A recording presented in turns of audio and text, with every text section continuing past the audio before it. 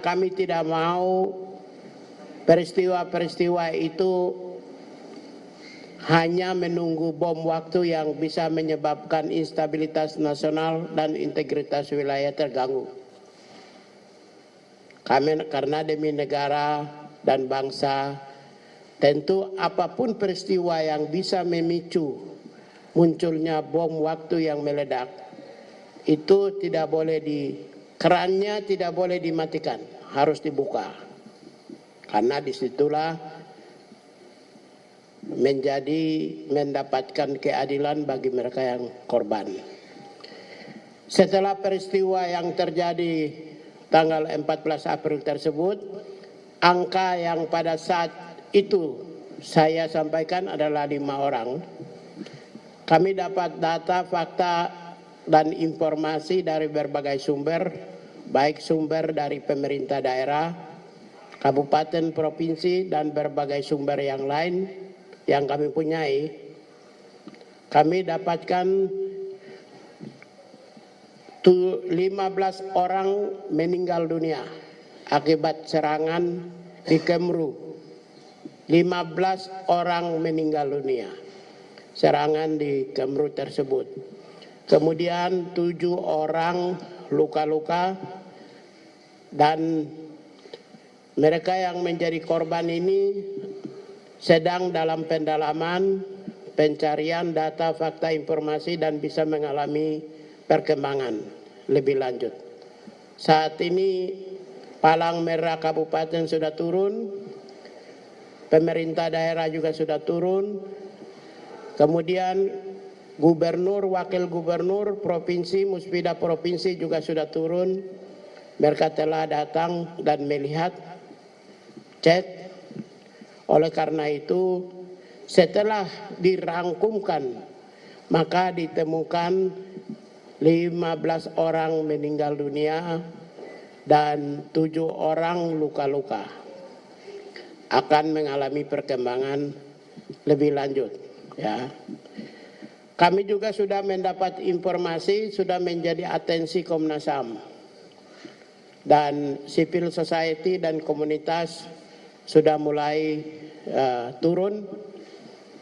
Lagi-lagi peristiwa ini sangat akan mengganggu, mungkin lebih besar dari peristiwa kematian pendeta Jeremia Janambani yang membuat integritas martabat Indonesia terganggu, ya. Karena kematian Jeremia Janambani sudah menjadi catatan internasional, telah memberikan rekomendasi. Karena itu ini kematian 17 orang dengan serangan ini, kalau kita tidak buka siapa pelakunya, tidak gentleman menyampaikan pelakunya, dan menyampaikan bertanggung jawab dan tidak melakukan proses hukum, maka ya martabat kita yang akan terganggu. Kalau kita mencintai bangsa ini, negara kesatuan Republik Indonesia, maka harus dilakukan proses hukum, harus mendapatkan keadilan bagi keluarga yang korban, dan harus bisa dilakukan proses hukum secara imparsial, jujur, adil, transparan, objektif, dan bertanggung jawab. Saya kira itu, khususnya kalau ada yang nanya siapa pelakunya. Peristiwa ini terjadi di siang hari, pagi hari. Kalau 15 orang yang meninggal, tentu kita tidak bisa jadikan mereka informasi karena sudah meninggal. Tapi mereka yang luka-luka dan penduduk yang ada di tempat kejadian perkara, mereka tahu siapa pelaku. Oleh karena itu tidak usah bermain opini. Bukan kami, oleh dia, oleh mereka, itu tidak usah.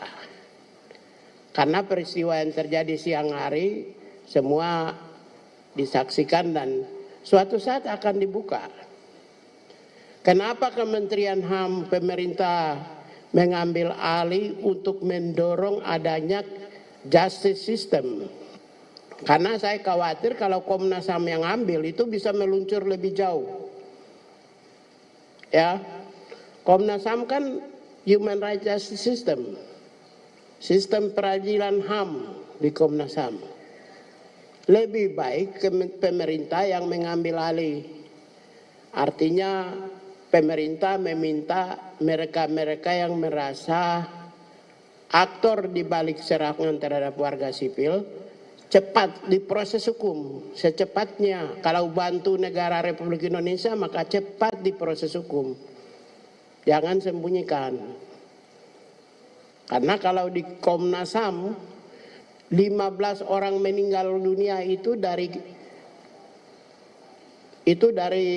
kriteria proses penegakan hukum hak asasi manusia terpenuhi, masuk kategori yang agak serius.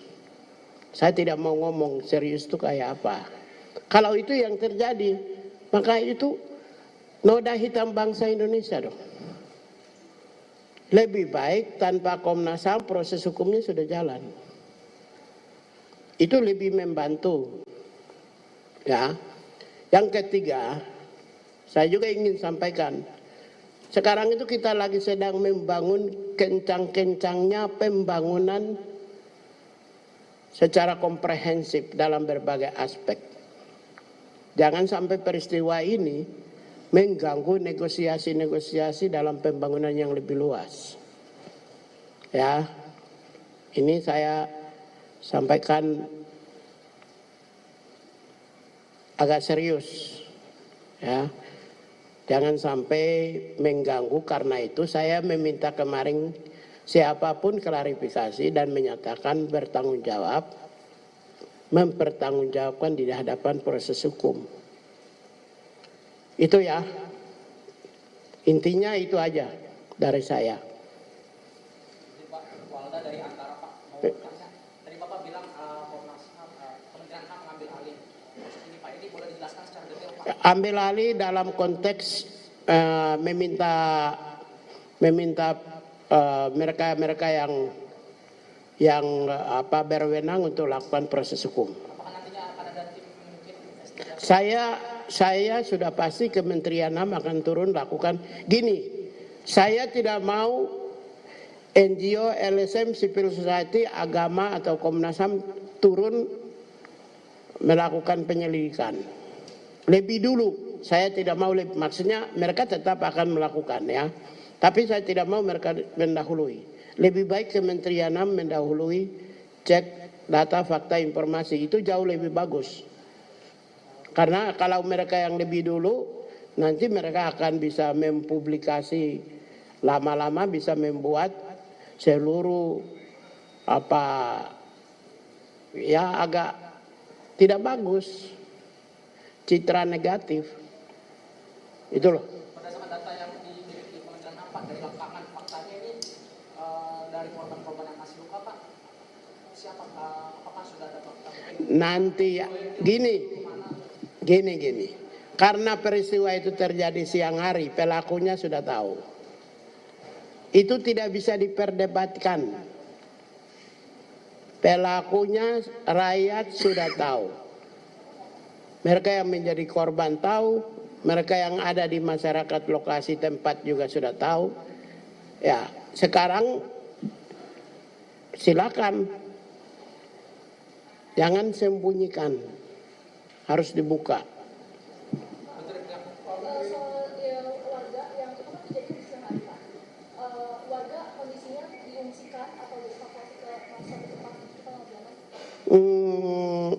Karena ini bukan wilayah titik konflik, ya, titik konflik, maka masyarakat tetap ada di tempat. Karena di situ bukan tempat pertempuran itu ditentukan jauh dari tempat itu. Bukan di tempat yang Kemburu itu, bukan, tapi agak jauh. Mereka menentukan tuh titik kumpulnya, titik perangnya di tempat lain. Sehingga setelah peristiwa itu terjadi, masyarakat tetap ada. Tapi diperhatikan oleh pemerintah daerah, Dinas Kesehatan, Palang Merah, pemerintah provinsi, kabupaten, semua memberi perhatian, masyarakat masih.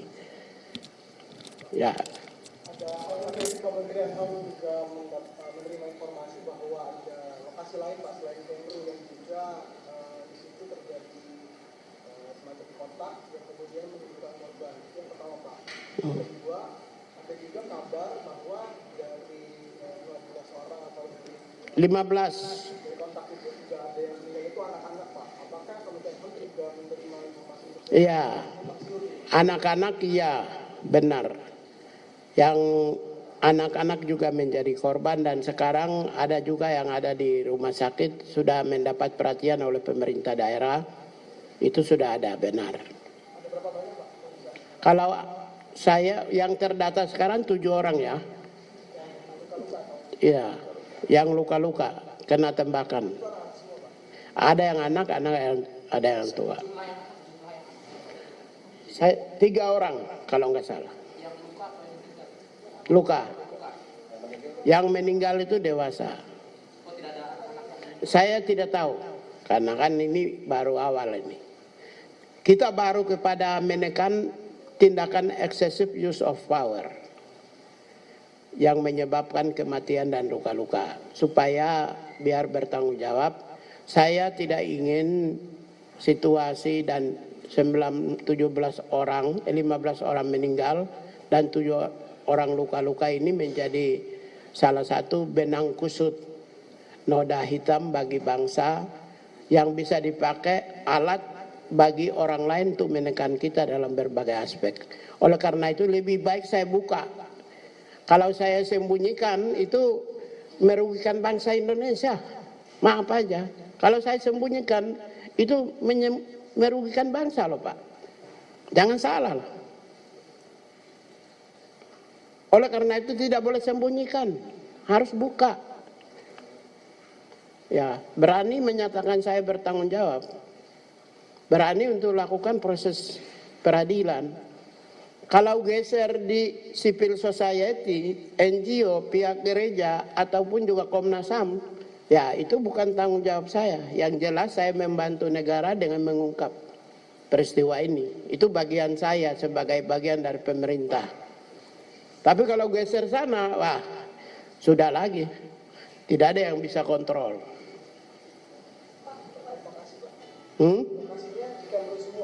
Ya, Kemru dan titik-titik beberapa 1-2 titik yang saya tidak bisa secara pasti. Tapi yang peristiwa ini terjadi di Kemru.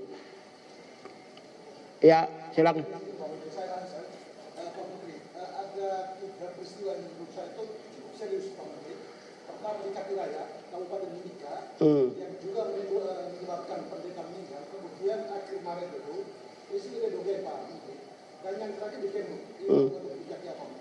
Apa sebenarnya mesti dilakukan Pak Menteri dari program Komnas HAM Pak Menteri? Kali ini menyangkut manusia Pak Menteri. Sementara ada tolak menolak, siapa yang bertanggung jawab? Ini menjadi gelap Pak Menteri. Ini menjadi pertanyaan. Ya gini, saya jawab aja intinya. Hubungan antara Jakarta dan Papua bukan ditentukan oleh kementerian, tapi merupakan kebijakan negara. Ya, bukan kebijakan pemerintah, jangan salah. Kebijakan negara. Kebijakan negara ditentukan oleh para politisi dan semua ketua umum partai, semua pengambil keputusan negara secara bersama. Untuk menciptakan kondisi seperti Papua seperti apa itu ditentukan secara bersama. Jadi tidak bisa diajukan pendapat oleh apalagi cuma sekelas kementerian. Kementerian hanya bisa menangani masalah yang sifatnya kasuistik. Tapi secara holistik itu merupakan kebijakan keputusan negara. Yaitu ya parlemen bersama-sama dengan pemerintah, bersama-sama dengan partai politik, bersama-sama dengan tokoh-tokoh nasional, sama-sama mengambil keputusan bersama menciptakan Papua tanah damai. Jadi untuk menciptakan Papua tanah damai itu secara komprehensif bersama-sama seluruh komponen bangsa Indonesia mengambil keputusan bersama. Jadi jangan salahkan satu orang, satu kelompok apakah eksekutif sendiri, yudikatif, legislatif, atau juga TNI Polri sendiri, atau juga partai politik. Pengambilan keputusan bersama untuk menciptakan Papua Tanah Damai itu komprehensif, Pak. Apalagi nanya kepada menteri. Menteri itu nggak mungkin menteri bisa menjawab, tapi menteri bisa menjawab yang sifatnya kasuistik. Kasus case by case bisa. Tapi kalau menciptakan Papua Tanah Damai itu merupakan keputusan politik yang besar. Tidak bisa juga eksekutif sendiri. Satu kesatuan. Karena itu ya pertanyaan terima kasih. Apakah sekarang tuh para punggawa-punggawa bangsa, tokoh-tokoh bangsa semua harus berpikir bersama-sama orang Papua juga sama. Jangan kepala batu. Sama, duduk bareng, bicarakan menciptakan tanah Papua damai. Semua komunitas, mau tentara, mau OPM, KKB, mau masyarakat Papua bersatu sama-sama menciptakan tanah Papua damai. Itu pandangan saya. Saya ini anak buah presiden, tidak bisa menjawab. Saya tidak punya sikap soal, karena saya anak buah. Tapi bahwa pengambilan keputusan dialog pun juga harus diambil bersama-sama oleh tokoh-tokoh politik nasional. Tidak bisa diarahkan kepada 1-2 orang. Apa jalan keluar terbaik menciptakan perdamaian di Papua itu secara bersama. Tidak bisa oleh 1-2 orang. Apalagi meminta pendapat saya. Saya sebagai aktivis HAM mungkin juga bisa. Saya bisa ngomong. Tapi kan saya sudah pejabat sekarang, menteri. Belum tentu menteri bisa memberi pendapat sendiri. Begitu ya. Terus? Kita penegasan Pak, artinya sebenarnya dari fakta di lapangan dan penyelidikan sejauh ini sebenarnya sudah diketahui pelakunya siapa dan dari mana ya Pak ya. Dan kemudian apakah setelah ini akan di open up ke publik atau seperti apa tindakannya? Nanti juga akan buka. Dan sudah ada sebenarnya Gini, informasi yang kami dapat ini kan peristiwa siang hari dan semua orang tahu. Tinggal dengan pernyataan ini apakah mau buka nggak? Yang merasa diri bersalah mau buka nggak? Berarti kita akan menunggu untuk pelaku dari pihak pelakunya untuk melaporkan diri atau akan ada pihak lain yang sekiranya bisa melaporkan? Dalam waktu dekat juga begitu penyelidikan atau pantauan dari civil society, NGO, tokoh agama, mungkin juga Komnas HAM akan buka kok. Sejauh ini Komnas HAM sudah ada laporan bahwa ada indikasi kuat pelakunya adalah dari pihak TNI sebenarnya Pak. Ya itu kan baru pendapat, belum turun lapangan. Tapi pernyataan dari Komnas HAM ini merupakan entry point yang mereka harus uji di lapangan. Cek di lapangan. Jadi sementara kita menunggu hasil pemantauan dan penyelidikan dari Komnas HAM. Tapi lebih baik gini, jangan dulu kasih kewenangan Komnas HAM itu digunakan. Biarlah mereka yang merasa bersalah lakukan proses hukum cepat. Ini membantu negara. Kalau Komnas HAM itu akan jadi catatan hitam dalam bangsa Indonesia. Lebih baik tidak usah. Kita selesaikan siapa pelaku di proses hukum. Udah gitu aja.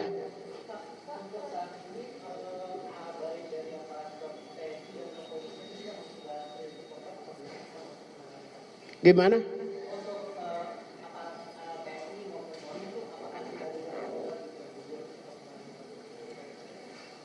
Kita belum dapat informasi ya.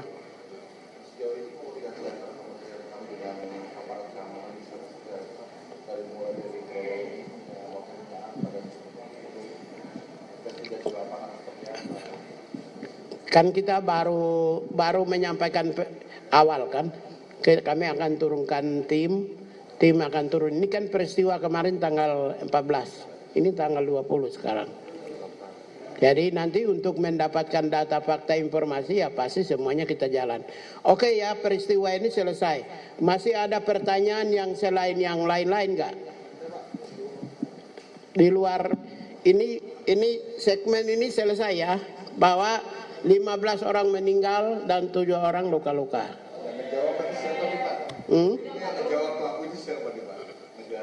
Kan gini, pelakunya nanti akan ketahuan karena peristiwa itu terjadi di siang hari dan diketahui masyarakat.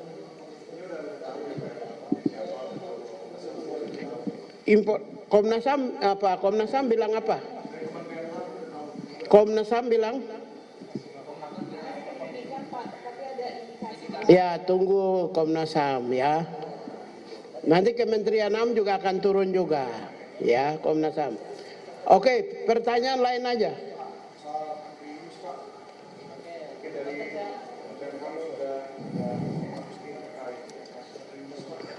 Kalau kasus Andri Yunus kan gini ya. Kasus Andri Yunus, Kementerian HAM itu sikapnya jelas. Pertama kali membuka kasus Andri Yunus adalah Kementerian HAM. Belum ada tanggal 12, tanggal 13 Kementerian HAM menyampaikan mengutuk tindakan, bahkan menyatakan premanisme terhadap peristiwa tersebut.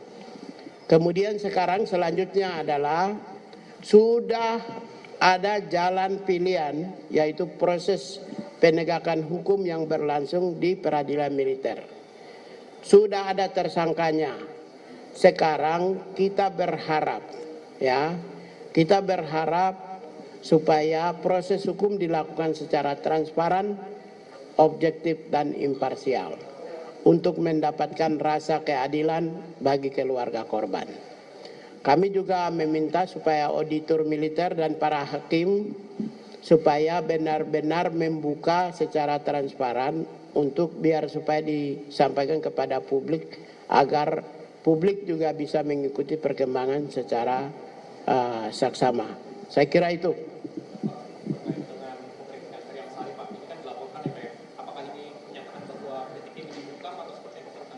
Yang mana? Gini, beda ya. Saya jawab ya. Ini yang orang tidak, jangan sampai semua pendapat itu hak asasi manusia, gitu kan? Begini, sesuai dengan ICCPR,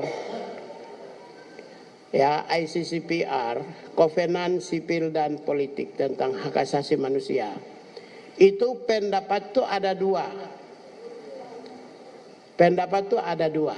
Ada yang pendapat menjadi hak asasi manusia, di mana setiap orang bisa menyampaikan pendapat, pikiran, dan perasaan kepada publik. Ada yang pendapatnya bisa dibatasi. Ya, pasal 19 sampai 21 ICCPR. Itu ada yang bisa dibatasi, ada yang pendapat yang tidak bisa dibatasi.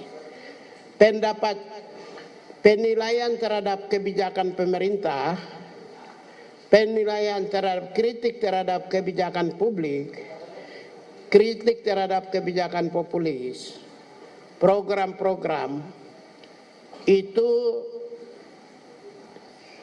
dijamin oleh konstitusi. Jadi kalau kita ukur Ferry Amsari menyampaikan kritik terhadap kebijakan pemerintah, HAM, si Ubaidillah Badrun menyampaikan kritik terhadap kebijakan pemerintah, HAM. Kemudian mana yang tidak boleh?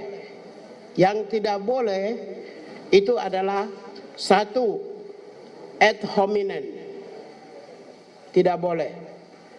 Ya, pendapat yang menyerang kehormatan suku, agama, ras, antar golongan tidak boleh. Kemudian yang berikut tidak boleh apa?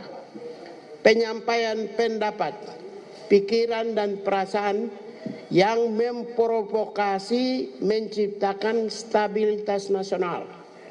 Seperti pendapat yang memprovokasi yang berujung pada tindakan makar yang menyebabkan instabilitas, itu tidak boleh.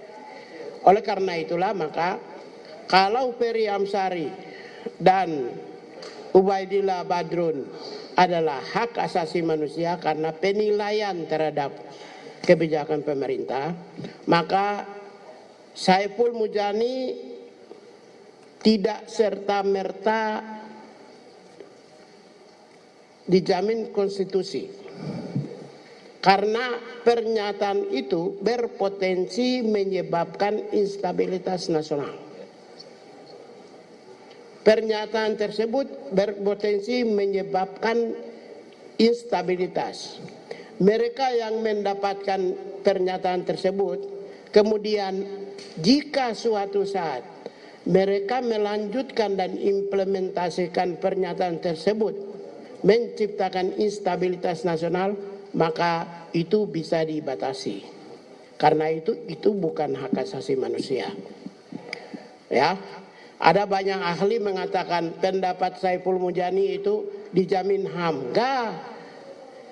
Pendapatmu yang menghasut, yang menyebabkan ujungnya adalah makar, dalam Sirakusa Prinsipil tentang pembatasan HAM, Sirakusa Prinsipil tentang pembatasan HAM, itu hak asasi manusia dibatasi ketika pendapat tersebut mengancam instabilitas nasional. Jadi ketika Anda mengganggu instabilitas bisa dibatasi. Oleh karena itulah maka pendapat Saiful Mujani itu tidak dijamin, tidak serta-merta dijamin oleh konstitusi. Maka kalau dilaporkan pengujiannya ke peradilan itu boleh. Nanti peradilanlah yang memutuskan bahwa pendapatnya itu sesuai tidak bertentangan dengan HAM, hukum, dan bertentangan dengan hukum. Jadi Saiful Mujani itu adalah pengujian apakah pendapat itu sesuai dengan koridor hukum atau tidak. Tapi kalau yang dua orang, Ferry Amsari maupun juga Ubaidillah Badrun, itu dijamin konstitusi. Saiful Mujani tidak bisa 100% karena pendapat yang mengancam stabilitas nasional, karena menyampaikan mari kita lakukan ini. Kemudian orang kalau langsung tindak lanjut gimana? Kita juga nggak tahu. Menjadi bola liar menyebabkan instabilitas nasional. Karena itu tidak bisa serta-merta kalau yang menyangkut tentang penghasutan. Ya, ini bahasa saya ya. Karena itu mereka yang melaporkan Saiful Mujani adalah mereka juga harus dihormati, harus dihargai. Nanti ujiannya, pengujiannya itu di pengadilan. Begitu. Kalau Ferry dengan Ubaidillah HAM konstitusi. Kalau kritik terhadap Kementerian HAM juga boleh. Maki-maki juga media biasa setiap hari boleh soal kebijakan-kebijakan dan program Kementerian HAM. Tidak apa-apa, itu dijamin konstitusi. Tapi tidak boleh mengeluarkan pernyataan yang menghasut untuk mengganggu, yang orientasinya adalah change regime atau menciptakan stabilitas. Itu yang bahaya. Begitu, udah ya. Assalamualaikum warahmatullahi wabarakatuh. I love you.